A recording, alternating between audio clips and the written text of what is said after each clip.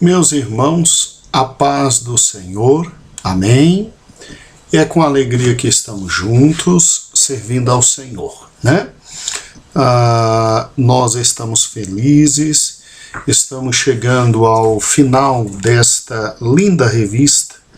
Ela é linda no sentido do conteúdo, muito boa, né?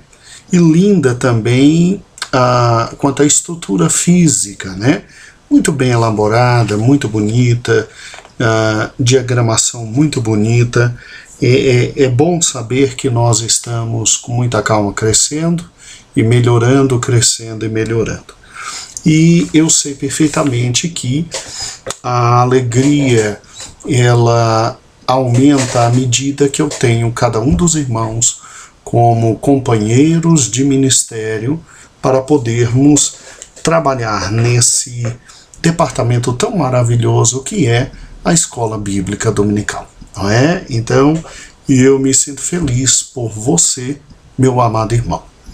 Bem, no próximo domingo, dia 26, dia 26, nós estaremos trabalhando com o estudo 11, que está na página 78 em diante. E que eu sei que você com certeza já leu bastante essa lição, né? Tanto é que quando as orientações didático-pedagógicas chegam, você já tem uma grande base da lição. É fundamental que isso aconteça, e aí a nossa ajuda é realmente preciosa, na medida que você já tem um conteúdo e só lhe amparamos nos aspectos finais para que a aula seja muito boa.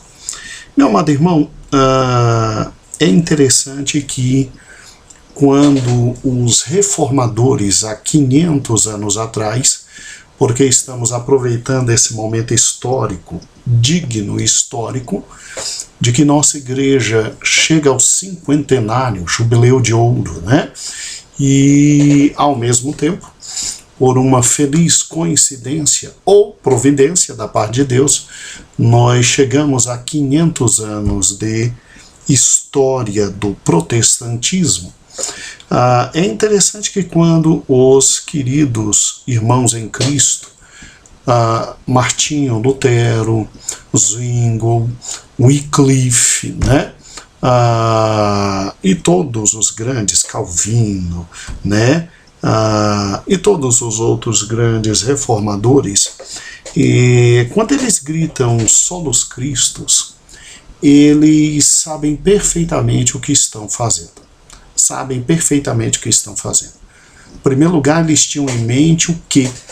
Eles tinham em mente a absoluta revolta contra a invasão na interpretação da palavra de Deus de conceitos, pensamentos greco-romanos, principalmente da filosofia grega, né?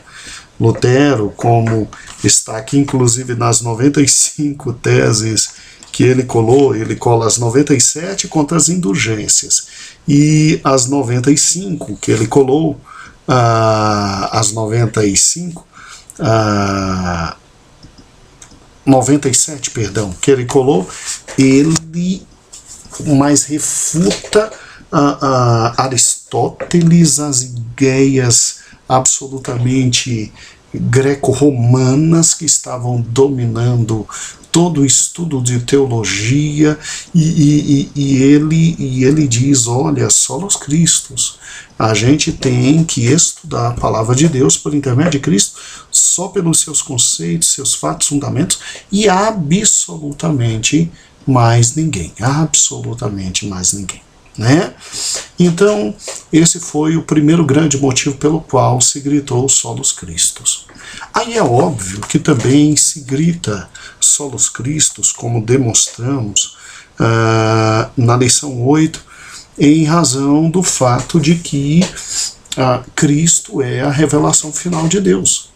Em Cristo que Deus tem que falar para a humanidade, ele fala e acaba. Então, Cristo é a revelação final, definitiva, ampla e restrita plena e absoluta. Então, quando se grita solos Cristo, se está dizendo, nós não cremos no tal do magistério da igreja, nós não cremos na tal santa tradição da Igreja Católica Romana, pelas quais se continua pensando que existe revelação adicional àquela que está em Cristo e na Palavra de Deus. Então, quando se grita solos Christi, se quer dizer que em Cristo Deus fala a humanidade de forma definitiva e absolutamente final, né?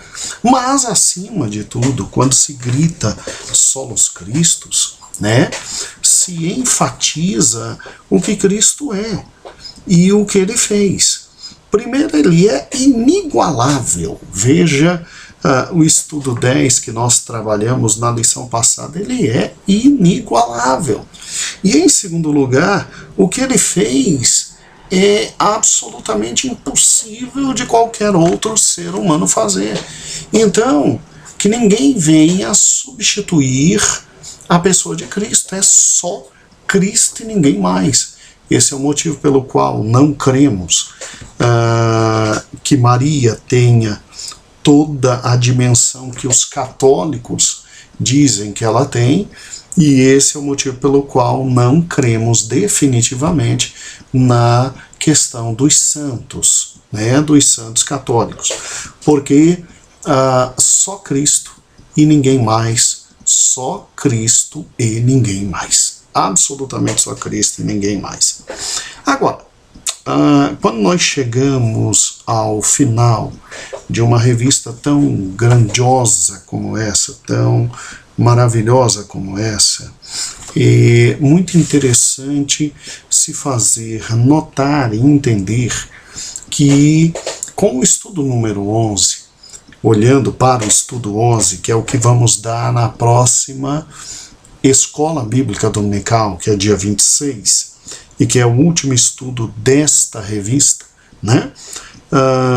Quando você pega o estudo número 11, que está na página 78, aí é uma ferida de morte profunda no catolicismo. E aí, uma das razões mais fortes pela qual se grita solos Christus. Por quê?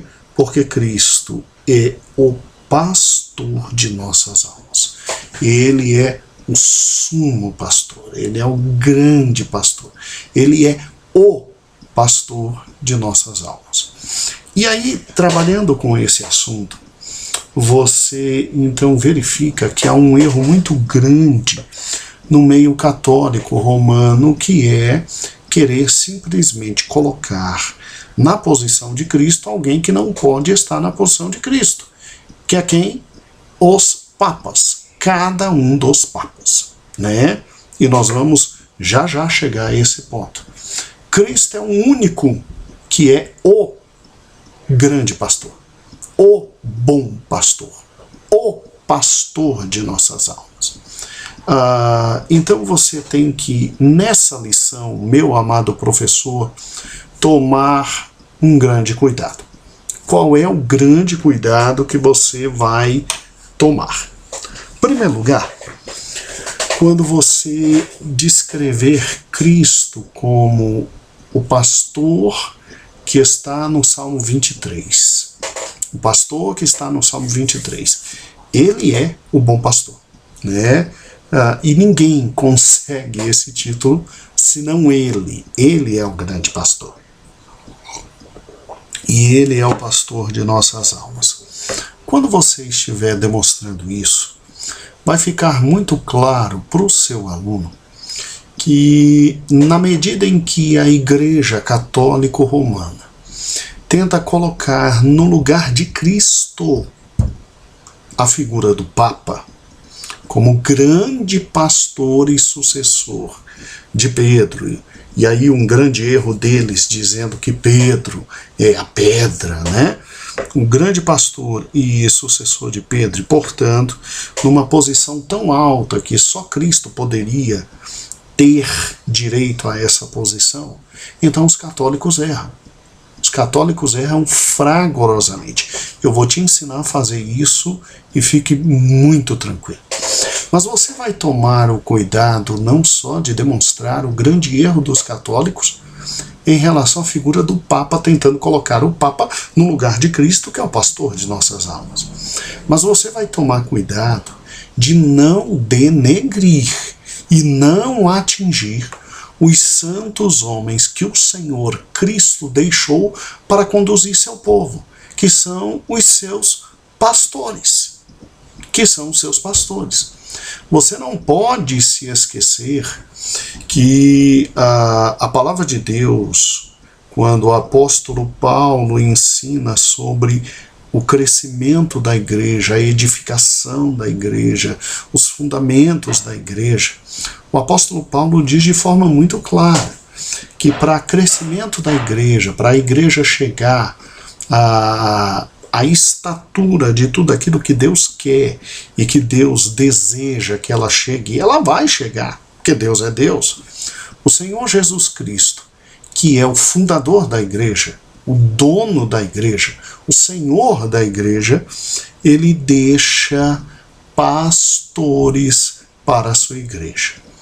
É por isso que o apóstolo Paulo diz que ele deu à igreja uns para pastores, outros para mestres, outros para doutores, outros para profetas, outros para evangelistas, com o fim de quê? Com o fim de edificação e crescimento da própria igreja. Então, ao ministrar essa lição, você vai tomar um cuidado muito grande para não tocar naqueles que são os ungidos de Deus.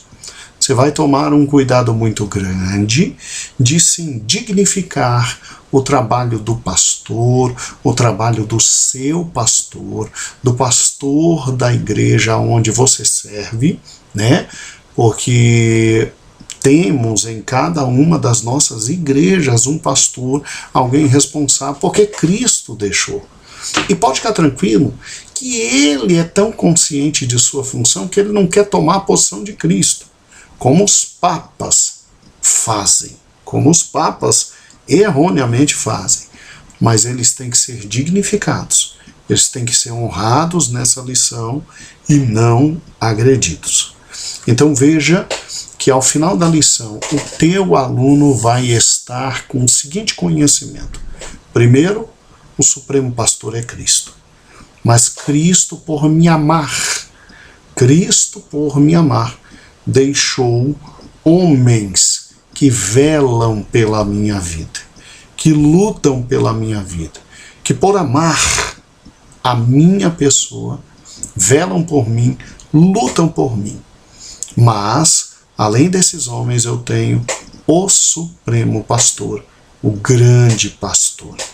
E, graças a Deus, se grita solos Cristo, porque não se admite que nenhum outro tome a posição do Supremo Pastor, como os papas, infelizmente, desejaram tomar, e enganando a muitos, infelizmente, levam muitos ao equívoco.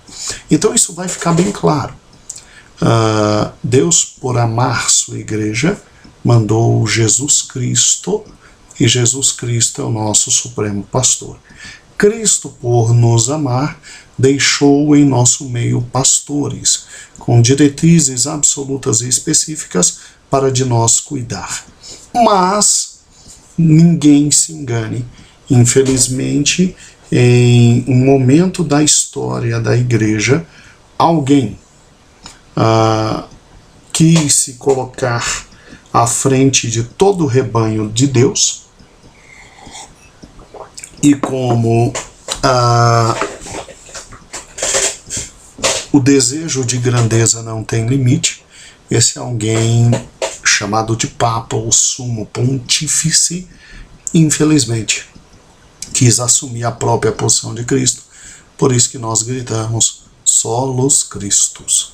Ele é o grande pastor, solos Cristo. E ninguém mais, solos Cristo.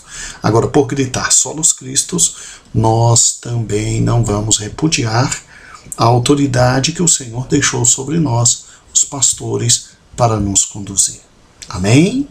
Excelente. Então vamos trabalhar com isso. Vamos juntos? Muito bem.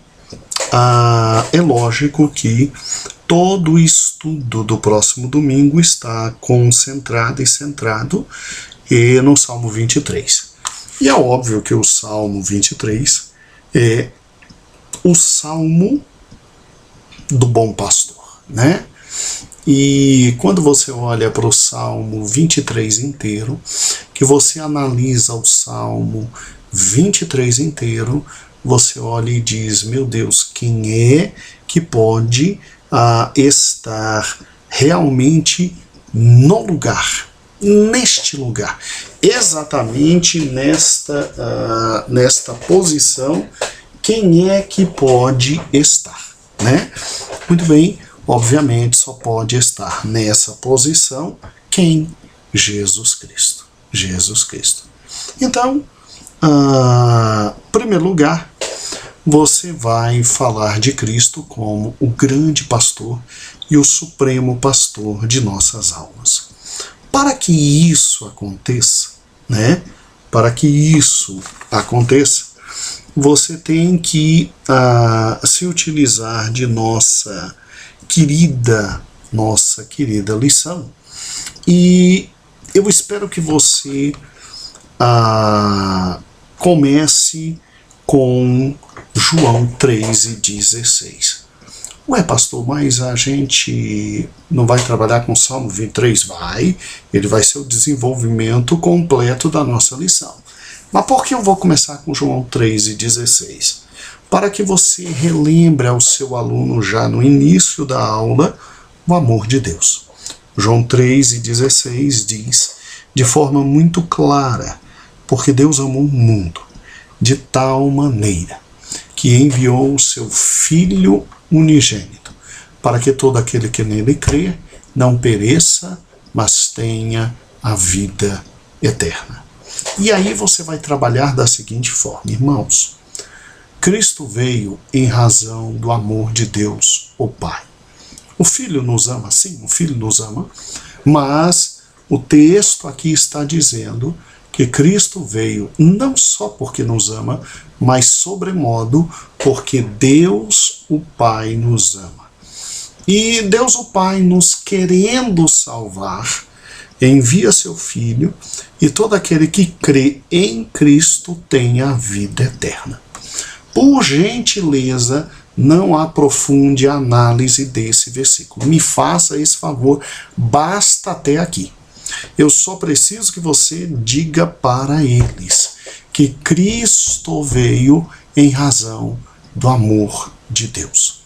Agora, Cristo veio porque Deus nos ama? Sim.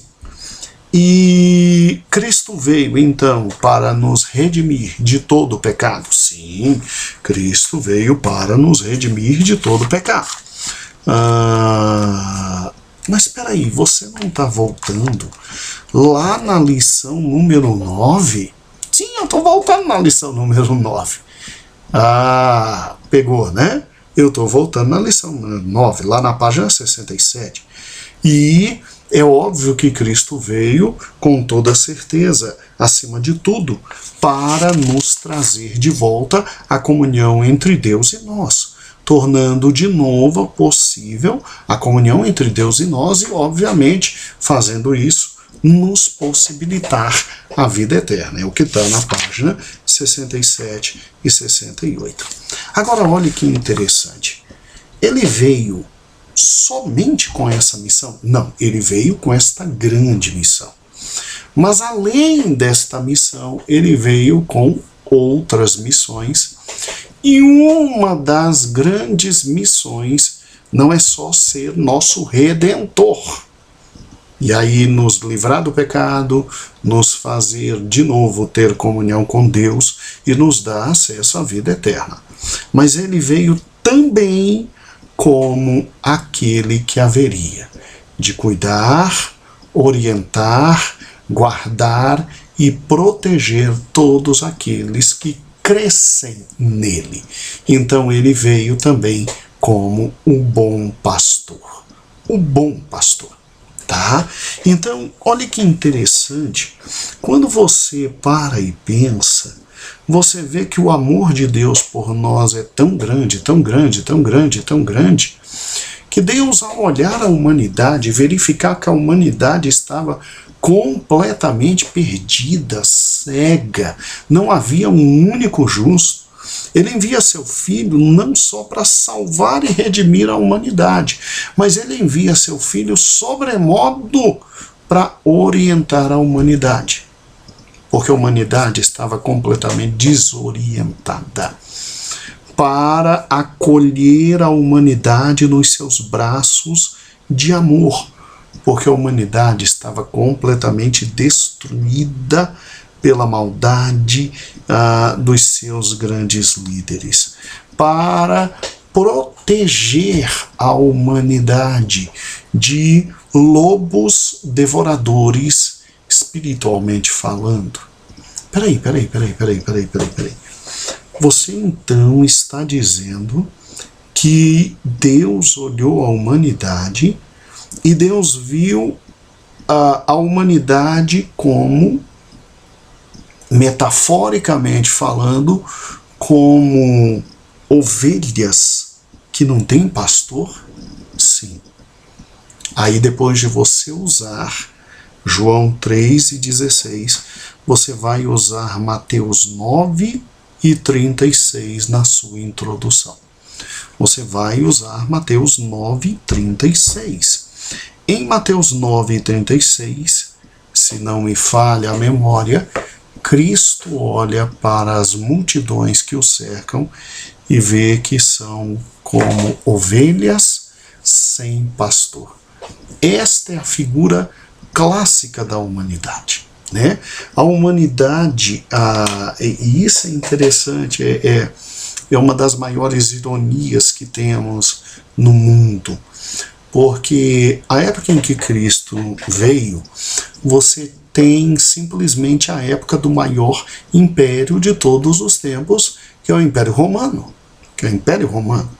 Ou seja, a humanidade alcança no mundo das artes, no mundo do conhecimento, no mundo da ciência, no mundo existente, o que havia de mais supremo. A filosofia chega ao seu ápice, a ordem e o progresso chegam ao seu ápice, porque o Estado romano, com a famosa Pax Romana, ele estabeleceu a ordem romana no mundo inteiro. O mundo é regido por leis, por ordem, a riqueza chegou ao seu ápice, o conhecimento chegou ao seu ápice e, estranhamente, Cristo, quando vem, ele vem no momento em que Deus, olhando para a humanidade, não encontra um único justo, e Cristo, olhando para essa humanidade tão desenvolvida, tão extraordinariamente cultural, Cristo olha para essa humanidade e Cristo vê como seres absolutamente simples, sem defesa, seres de olhos e visão limitada. Cristo os vê como um grande rebanho de ovelhas sem pastor. E é interessante, né? A ovelha de todos os animais, o que menos tem defesa. Incrível. Uma abelha tem uma possibilidade de defesa quase que 8 vezes maior que uma ovelha, e é um serzinho desse tamaniquito, né? Então é incrível. Ovelha, coitada, ovelha não enxerga bem, ovelha não pode comer qualquer coisa que tudo faz mal no seu intestino, ovelha simplesmente não tem garras para se defender, ovelha não sabe correr rapidamente, ovelha, ela facilmente, por não ver muito bem, ela cai facilmente em buracos, ovelha é facilmente atingida por seus predadores, e é interessante isso, né?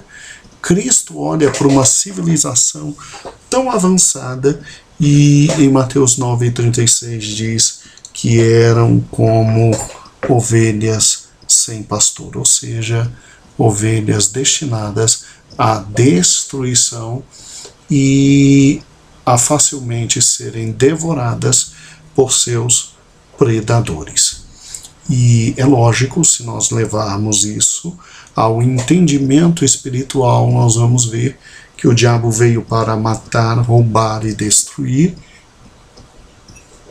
Assim, por trás de toda uma civilização extraordinária e jamais vista na história humana, você tinha, na verdade, seres espiritualmente completamente cegos, e o Deus manifestava de uma vez por todas o supremo pastor, ou então todo aquele universo seria absolutamente destruído, né? Destruído. Então Cristo vem como o bom pastor. E esse é um título que só Cristo consegue preencher.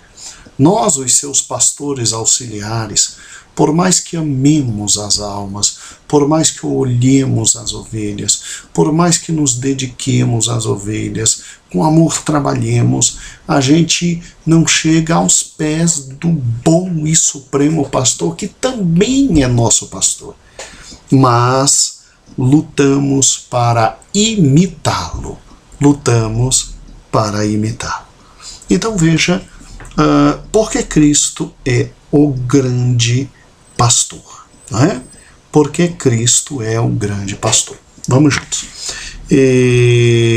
A partir daí, você tem todo o salmo que inicia-se no ponto 3, porque precisamos de Jesus como grande pastor, e está na página 79, página 80 e página 81.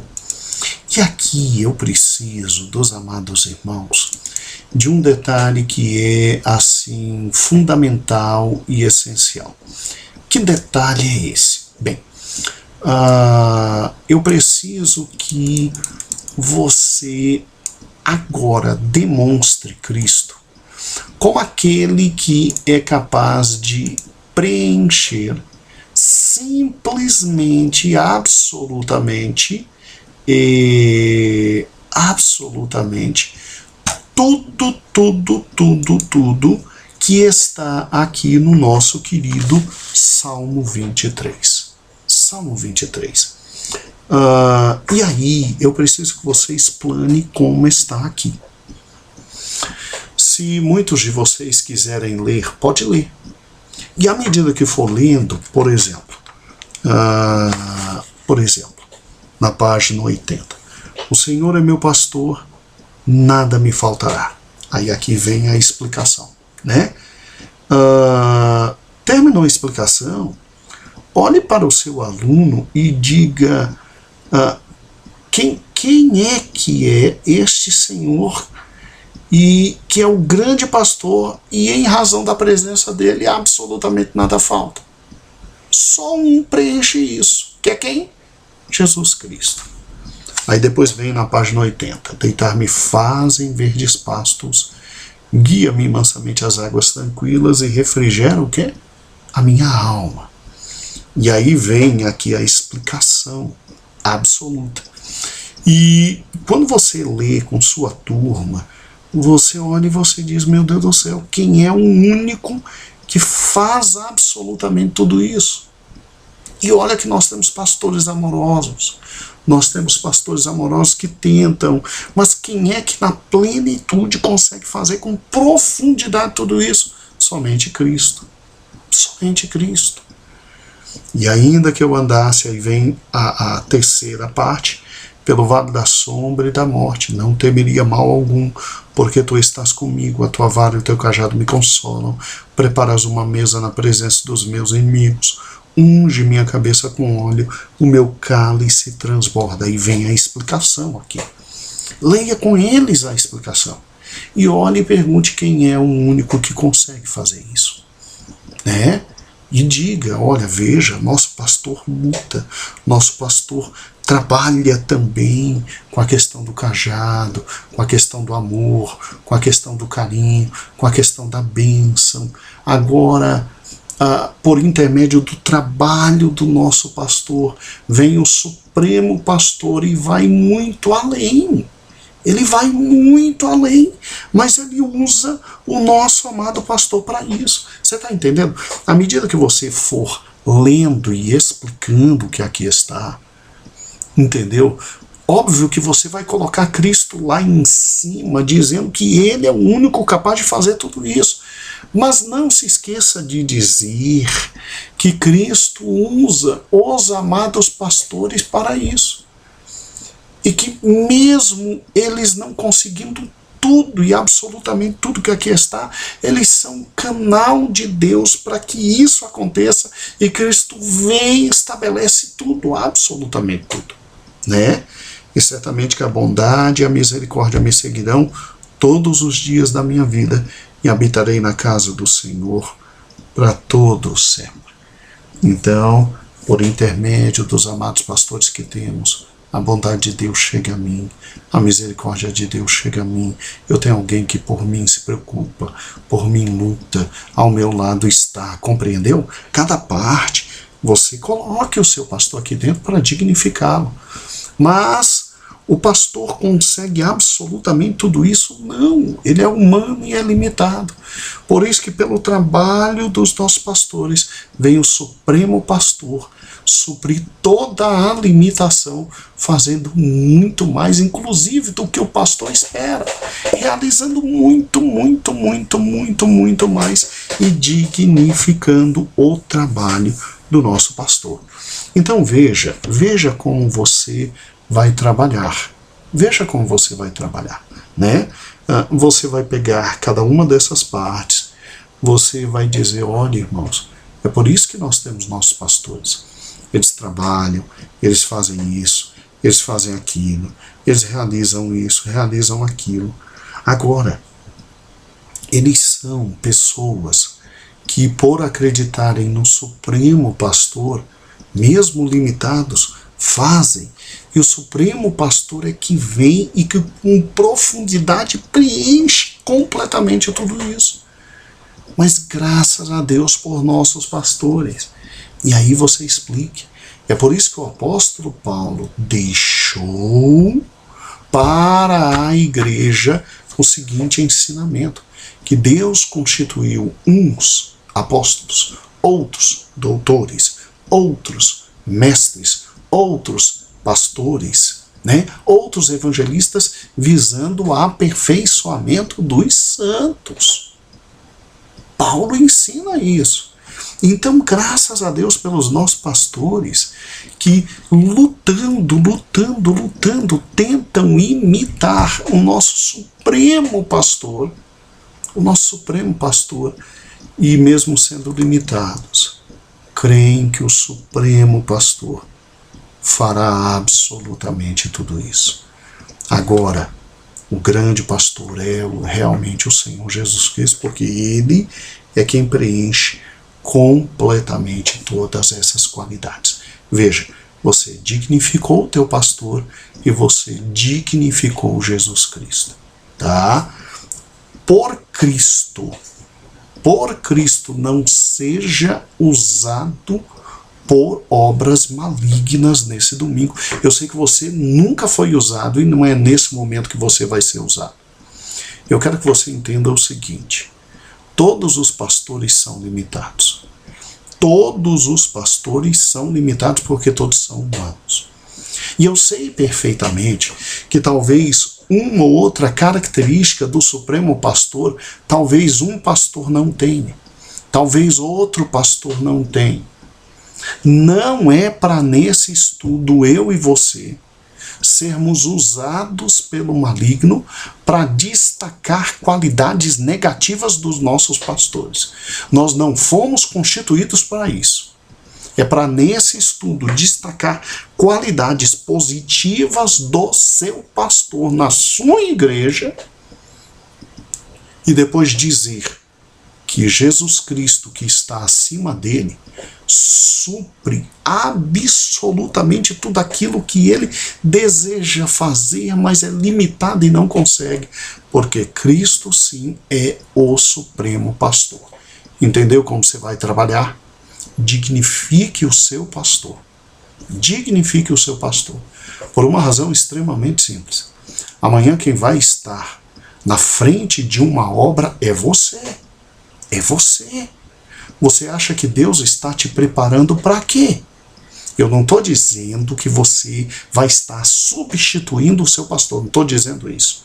Eu estou dizendo que amanhã é você que vai estar na frente da obra do Senhor. Uma obra que o Senhor vai te constituir e você vai receber exatamente o que plantou. Se você se levanta contra o servo de Deus, que está na frente do povo de Deus, ainda usa uma lição como essa para confrontá-lo, você vai ser confrontado e envergonhado. Agora, se você usa uma lição como essa para exaltar o servo do Senhor, mas colocar Cristo numa posição muito mais superior, você também receberá coroa e galardão. E se a Bíblia diz que é para orarmos por nosso pastor, quanto mais dignificar. Lembre-se que quem honra um profeta com um simples copo d'água já tem galardão de profeta. Você já imaginou quem tem amor ao seu pastor e dignifica seu pastor com uma lição como essa? Eu sei perfeitamente que o seu pastor não tem todos os atributos que estão aqui, porque o Salmo fala do Supremo Pastor. Mas eu sei que o seu pastor te ama a obra de Deus, é um homem de Deus, porque senão não estaria mais no nosso meio. Nós não admitimos mercenários no nosso meio, senão ele não estaria no nosso meio, aguentando o que aguenta. Então, no próximo domingo, é dia de dignificar o seu pastor, e depois de dignificar, à medida que você vai lendo, você diz, veja, é por isso que o nosso pastor faz isso, é por isso que o nosso pastor faz isso, trabalha dessa forma, trabalha dessa forma. Por isso que o nosso pastor faz isso. Agora, nosso pastor é limitado. Então, glória a Deus, nós temos o supremo pastor para realizar aquilo que, coitado, ele não pode fazer em razão da limitação física dele, em razão da limitação a financeira que ele tem, em razão das limitações que ele tem. Nós temos um supremo pastor e ninguém está na posição dele. Inclusive, nosso pastor o tem como grande pastor. Como grande pastor. E aí fez isso. Entendeu isso aqui? Aí você vai para o último ponto da lição. Qual é o último ponto? Bem, pegue por gentileza caneta e papel, tá? Esse ponto é fundamental. Ele não está na revista, eu não o coloquei na revista por uma razão simples. Porque não tinha espaço físico. Há um tanto de páginas que nós podemos usar. Tá?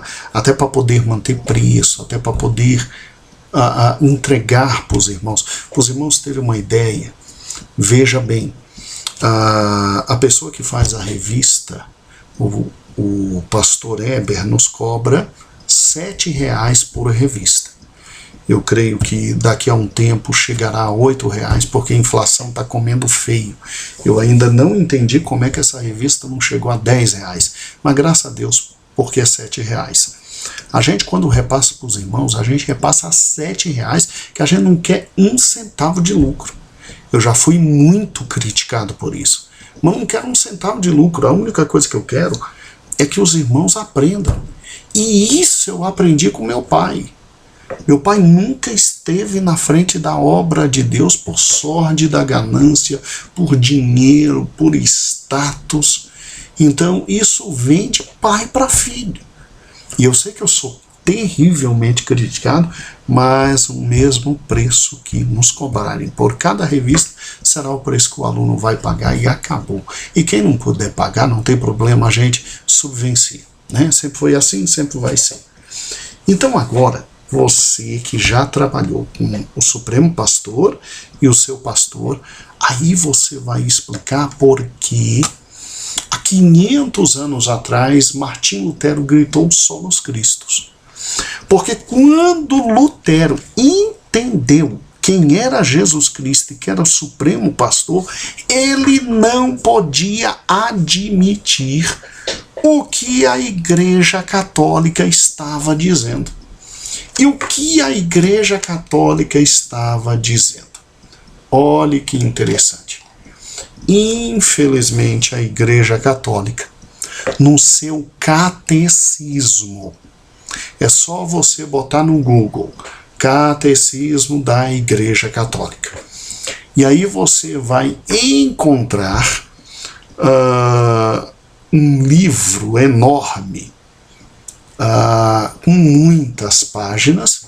Graças a Deus está dentro do computador, fica fácil de manusear. E no parágrafo, porque o catecismo é dividido em parágrafos, que aí fica fácil de você encontrar. No parágrafo 882 diz assim, vamos lá? No parágrafo 882 diz assim. Então, botou aí, parágrafo. Parágrafo é aquela... É aquele símbolo assim, ó. Duas cobrinhas, o parágrafo. E aí, quando você vai para o parágrafo 882, ele diz exatamente assim. Aí você pode achar no Google facilmente. O Papa, bispo de Roma, sucessor de São Pedro, é o perpétuo e visível princípio e fundamento da unidade, que é dos bispos, que é da multidão dos fiéis. Então, peraí. Então quer dizer que o Papa é o fundamento da unidade dos fiéis? Pelo que eu me lembro, o fundamento da igreja é quem, meu irmão? É Cristo. Mas para os católicos é o Papa. Com efeito, olha o que diz o 882, parágrafo. Com efeito, o pontífice romano, em virtude do seu munus de, ou seja, da sua posição de vigário de Cristo, porque o Papa é chamado de vigário de Cristo, que é o substituto de Cristo, e, além de vigário de Cristo, pastor de toda a igreja. Meu Deus do céu! Olha quem é o Papa. Ele é o pastor de toda a igreja. Possui na igreja poder pleno, supremo e universal. E ele pode exercer sempre livremente esse seu poder. Irmãos, por Cristo, quem é que tem poder pleno, supremo e universal sobre a igreja? Se não um, quem é esse um? Quem é o dono da igreja? Quem é o fundamento da igreja? Quem é a pedra angular da igreja? Que é quem? O nosso Senhor e Salvador Jesus Cristo. Preste atenção nisso. Ninguém está negando a possibilidade de termos entre os pastores um pastor responsável por todos. Ninguém está negando isso. Então, se o Papa é o pastor responsável por todos os pastores existentes na Igreja Católica, ótimo, sem nenhum problema. Mas não se pode dar a esse que é o pastor sobre os pastores a posição de Cristo. Eu não posso dizer que ele é o pastor de toda a igreja, o vigário vigário de Cristo, substituto de Cristo, e que ele tem o pleno poder supremo e universal sobre a igreja. Meu Deus do céu. Meu Deus do céu. Pleno poder universal sobre toda a igreja. Aí, irmãos, aí Deus o livre e guarde. Mas aí vem uma pergunta interessante por parte dos irmãos. Mas, pastor Gedeon, será que você não está exagerando na interpretação, né? Bem, posso estar exagerando na interpretação, mas veja o que diz o parágrafo 891. Vamos bem devagar. Veja o que diz o parágrafo 891. Quando você pega o parágrafo 891 do Catecismo da Igreja Católica, ele diz exatamente assim: da infalibilidade do sumo pontífice, ou seja, do Papa. Peraí, o Papa é infalível? Escute. Goza desta infalibilidade o pontífice romano, chefe do colégio dos bispos, por força do seu cargo, quando na qualidade de pastor e doutor supremo de todos os fiéis e encarregado de confirmar seus irmãos na fé, proclama, por um ato definitivo, um ponto de doutrina que concerne à fé e aos costumes. Então presta atenção. Quando o Papa fala ex cátedra, quando ele fala da cátedra, ou seja, do seu trono na Basílica de São Pedro, o Papa é dotado de infalibilidade. É o que está dizendo aqui. Ele é infalível. E o que ele trouxer de doutrina, acabou. Acabou. O que ele trouxer de doutrina, acabou. É infalível.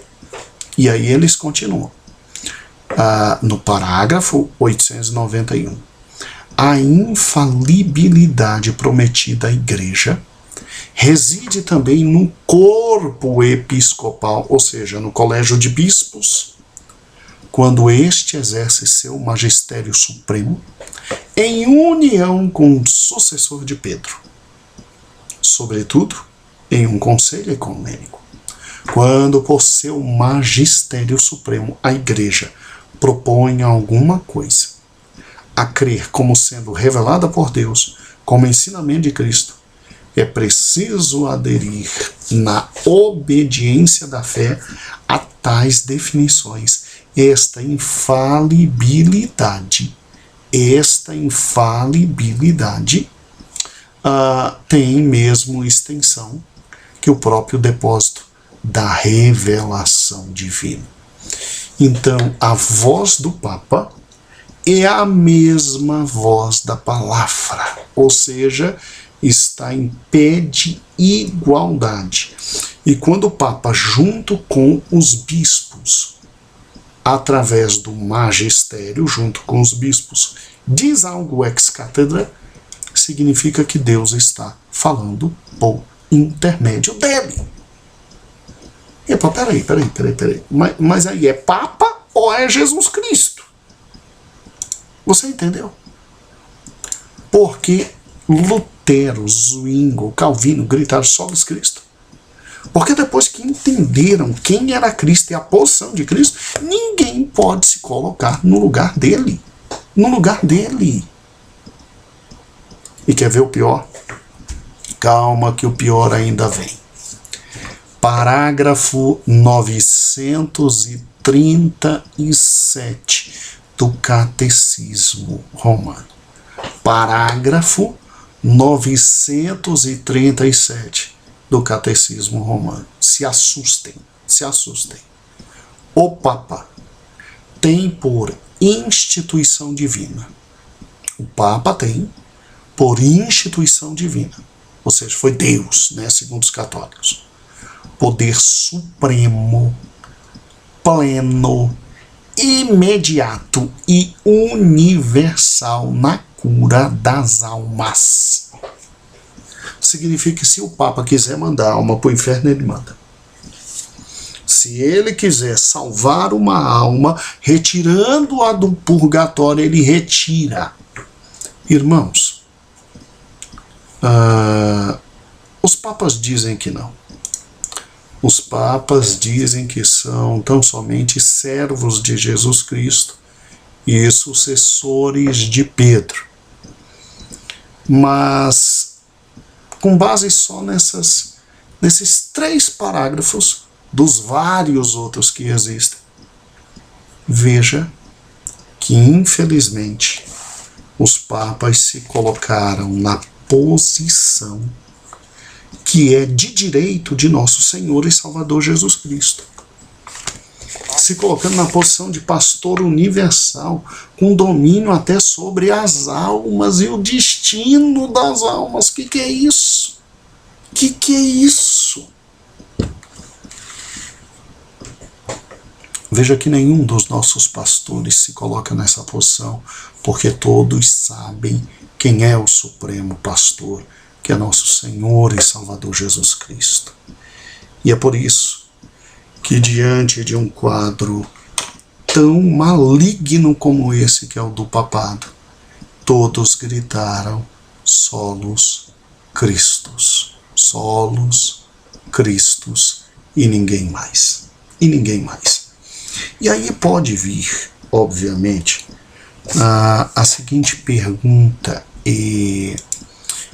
mas, pastor Gideon, de onde eles tiraram que, por serem sucessores de Pedro, eles teriam tanto poder, né? De onde eles tiraram de, por serem sucessores de Pedro, eles teriam tanto poder? De uma interpretação errada da palavra de Deus. E que interpretação errada é essa? Quando você pega Mateus capítulo 16, você vê de forma extremamente simples, direta e clara a conversa entre Jesus e Pedro, né? Então, Jesus está conversando com Pedro e com os apóstolos, e aí em Mateus capítulo 16, recorde comigo, né? Se você quiser abrir a palavra de Deus, em Mateus capítulo 16, a partir do versículo 13, né? Mateus 16 e 13, é interessante que o Senhor Jesus olha para todos eles e diz assim: bem, o que os homens dizem que eu sou, né? Que os homens dizem que eu sou, né? E aí Pedro, obviamente, depois de ouvir os outros falarem, que os outros dizem: olha, estão confundindo o Senhor com um dos grandes profetas, né? Dizem que tu és Elias, dizem que tu és Jeremias, mas aí Pedro, em Mateus 16 e 16, diz de forma muito clara: tu és o Cristo, o Filho do Deus vivo. Tu não és mais um dos grandes profetas, tu és o próprio Messias que nós estamos esperando desde o jardim do Éden. E aí o que acontece? Acontece que Cristo disse: olha, Pedro, não foi carne e sangue que te revelou, mas foi literalmente meu Pai que te deu esta revelação. Foi meu Pai que te deu esta revelação. E aí, Pedro, como você teve esta fantástica revelação, eu vou te dar um prêmio. Assim diz o Catecismo da Igreja Católica. Eu vou te dar um prêmio. Eu, Pedro, que sou a pedra viva, eu, Pedro, vou edificar a minha igreja sobre esta pedra. E aí, segundo os católicos, Cristo indica Pedro como a pedra sobre a qual iria edificar a igreja. E aí, o que acontece? Pensa comigo, se Pedro é a pedra sobre a qual Cristo edificaria a igreja, então é óbvio que o que Pedro vai falando é fundamento da igreja, e que se os papas são sucessores de Pedro, como eu li para você, então os papas continuam com o mesmo munus, o mesmo poder de Pedro, e a igreja é edificada sobre cada um deles. Cada um deles. Então eles podem ser esse ser de tão alta posição. Eita, pastor, onde é que está isso? Deixa eu te mostrar. Quando você pega o catecismo no parágrafo 552. O catecismo no parágrafo 552, tá bom? Então, vou ler para você o parágrafo 552. No Colégio dos 12, Simão Pedro ocupa o primeiro lugar. Jesus confiou-lhe uma missão única. Graças a uma revelação vinda do Pai, Pedro havia confessado: Tu és o Cristo, o Filho do Deus vivo. E aí eles citam Mateus 16 e 16. Nosso Senhor declara nesta ocasião: Tu és Pedro, e sobre esta pedra edificarei a minha igreja, e as portas do inferno nunca prevalecerão contra ela. Mateus 16, 18. E aí vem a interpretação deles, ó que loucura. Cristo, pedra viva, garante a sua igreja construída sobre Pedro. Meu Deus do céu. Então Cristo estava dizendo, quando disse, sobre essa pedra edificarei a minha igreja, está dizendo que edificar a igreja só Pedro. Olha o que eles estão dizendo aqui no parágrafo 552 do Catecismo. Cristo, pedra viva, garante que sua igreja seria construída sobre o quê? Pedro. E a vitória sobre as potências da morte. Pedro, em razão da fé, olha o que está no Catecismo, por ele confessado, permanecerá como a rocha inabalável da igreja. Deus tenha misericórdia, meu Pai eterno. Rocha inabalável da igreja. Terá por missão defender esta fé de todo desfalecimento, a confirmar nela seus irmãos. Irmãos, todos nós sabemos, de forma muito clara, que quando Cristo disse sobre esta pedra edificarei a minha igreja, ele estava falando dele mesmo. Sobre ele se edificaria a igreja. Por isso o apóstolo Paulo vem depois e diz que Cristo é a rocha onde se levanta toda a igreja. O próprio apóstolo Pedro, para não deixar dúvida nenhuma, ele diz de forma clara que Cristo é a pedra angular sobre a qual se levanta toda a igreja. Deus não seria maluco de edificar a sua igreja só Pedro. Tá maluco? Deus não seria maluco. E aí qual é o problema? O problema é que se eles creem que a igreja é edificada sobre Pedro, então Pedro recebe dos céus poderes extraordinários. E aí é óbvio, e quando Pedro morre, o que acontece? Bem, aí é que surge a questão do Papa. E aí é que vem o que eu li para você no parágrafo 882 no início. O Papa bispo de Roma, é sucessor de São Pedro. Então, o que foi dado a Pedro foi dado aos papas. É o perpétuo e visível princípio e fundamento da igreja. Então, se Pedro é o fundamento da igreja, os papas são fundamentos também da igreja. E aí, por consequência, os papas são vigários de Cristo e pastores de toda a igreja. Por consequência, tudo que eles falam é voz de Deus quando falam ex cátedra. E por consequência, eles têm esse poder. Olha que interessante, o parágrafo 987. O Papa tem, por instituição divina, poder supremo, pleno, imediato e universal na cura das almas. Ou seja, ele tem um poder sobre as almas. Por isso que tem a tal da extrema unção, né? Então, preste atenção nisso. Olha que interessante. Foi em razão disso que Lutero, Calvino, Zwingli, Wycliffe gritaram: solos Cristo. Ninguém pode estar na posição de Cristo. Só Cristo é a pedra fundamental. Só Cristo tem o poder sobre todas as almas. Só Cristo e ninguém mais.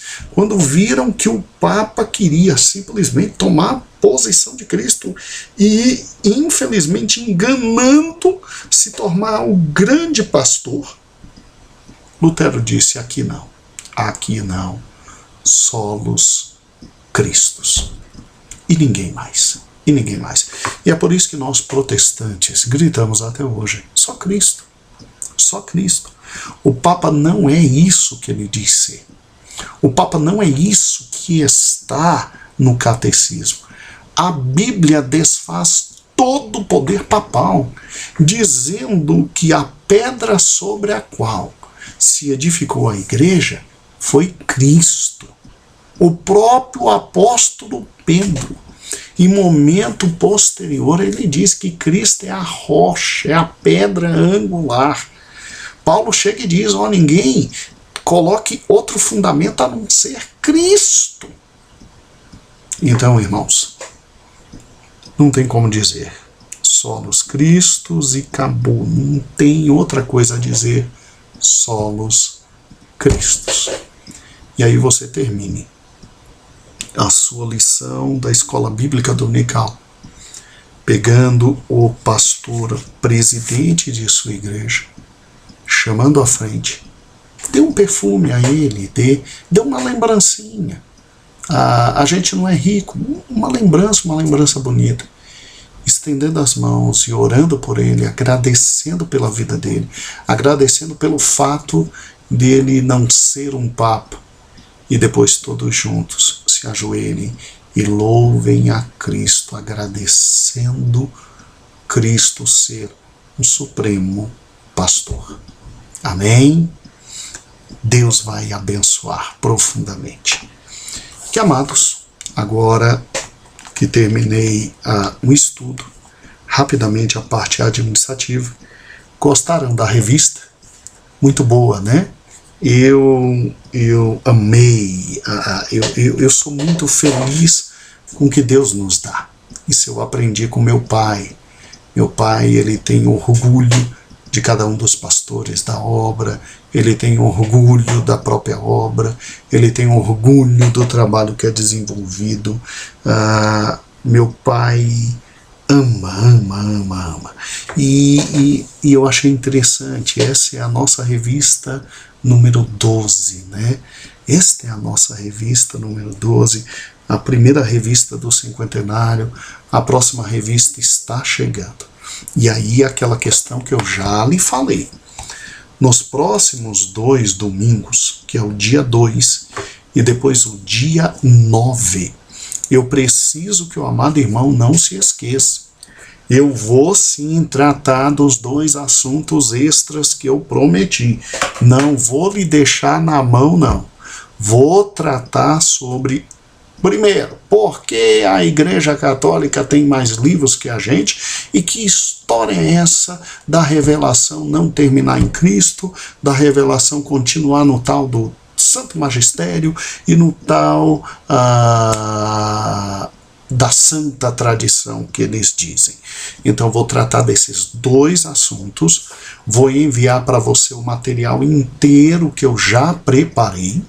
Então eu preparei um material especial, tá? Vou enviar para vocês, e eu preparei, além do material especial, eu preparei a aula especial. Pastor, como é que você vai enviar isso para a gente? Eu não sempre envio os vídeos via WhatsApp, né? Tá, tudo bem, eu sempre envio na quarta e na quinta. Então eu vou tomar o cuidado de, na terça-feira de manhã, próxima terça-feira, deixa eu ver que dia será? A próxima terça-feira é dia 28. Então, na terça-feira de manhã, eu vou enviar pelo WhatsApp, a apostila que você vai usar na próxima aula. Ela vai estar no WhatsApp. Eita, pastor, isso é possível? É possível, sim. Tá? Nosso irmão Eber consegue fazer isso.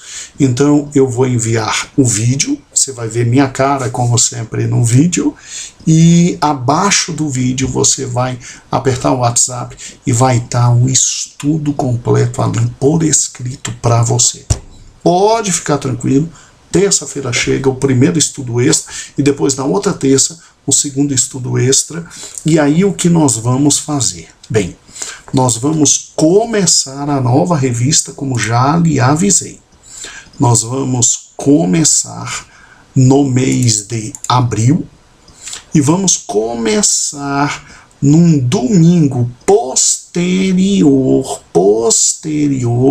ao Congresso de Senhoras.